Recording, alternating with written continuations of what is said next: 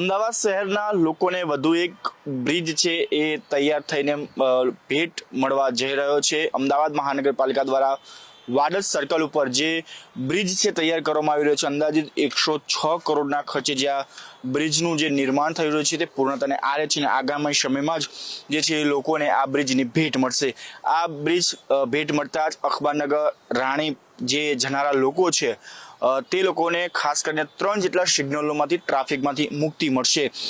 ગાંધી આશ્રમ, અખબારનગર, રાણી, ચાંદખેડા જે તમામ લોકો જઈ રહ્યા છે તેવા અંદાજિત 1 લાખથી પણ વધારે વાહન ચાલકોને આ ટ્રાફિકમાંથી છુટકારો મળશે. 16 થી 20 મીટરનો આ જે 4 લેન બ્રિજ છે જેની લંબાઈ અંદાજે 735 મીટર જેટલી જોવા મળી રહી છે.